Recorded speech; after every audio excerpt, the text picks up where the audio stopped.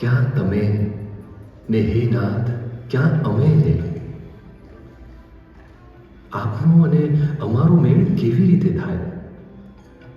જેના રોમ રોમમાં અનંત કોટી બ્રહ્માંડો અણુની માફક ઉડતા ફરે છે, જે અનંત કોટી મુક્તો સાથે સ્વયં પરબ્રહ્મ પુરુષોત્તમ નારાયણને ધરી રહ્યા છો, એવા આપ સાક્ષાત અક્ષર બ્રહ્મનું સ્વરૂપ, અને અમે સાવ તુચ્છ માયિક દોષોથી ખરડાયેલા જીવ.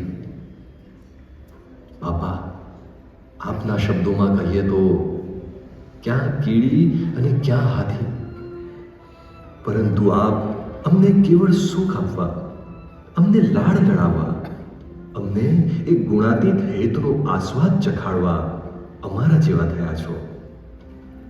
એટલું જ નહીં સ્વામી, આપે અમારી નાની નાની વાતની કાળજી લીધી છે. અમારા દરેક પ્રશ્નોને આપે આપના પ્રશ્નો માનીને તેનું નિરાકરણ કર્યું છે.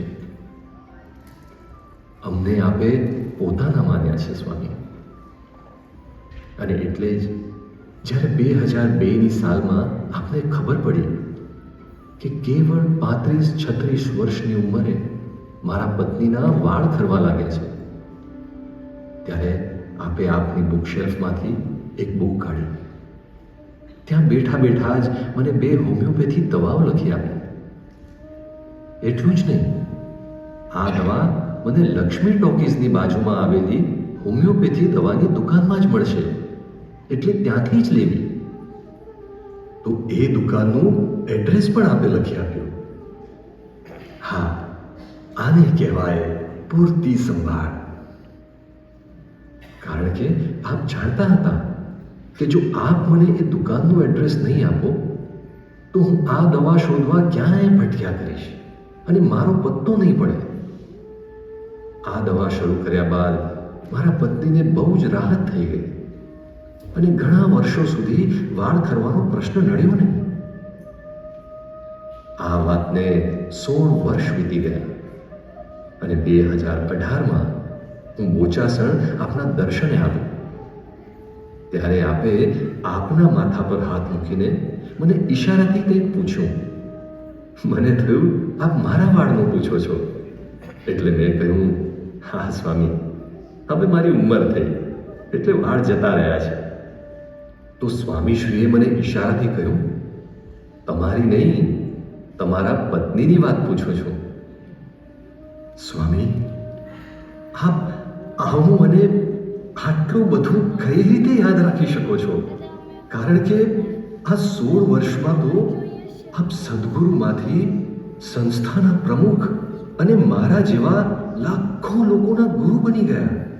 આટલા સમયગાળા દરમિયાન તો આપને રોજના કેટલાય વ્યક્તિઓ મળ્યા હશે, પરંતુ આપે અમારી સાથે નિસ્વાર્થ સ્નેહ, નિર્મળ પ્રેમ અને અખૂટ વાત્સલ્યનો નાતો બાંધ્યો છે.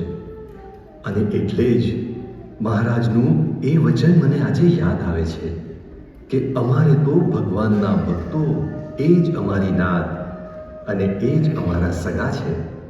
આવા તો કેટલા પ્રસંગ કહું ને કેટલું ગણાવું, તેનો પાર આવે એમ નથી. બસ આપનો આ પ્રેમ, આપનું આ હેત અને આપનું આ વાત્સલ્ય અમને ક્યારેય ભૂલાશે નહીં સ્વામી, ક્યારેય ભૂલાશે નહીં.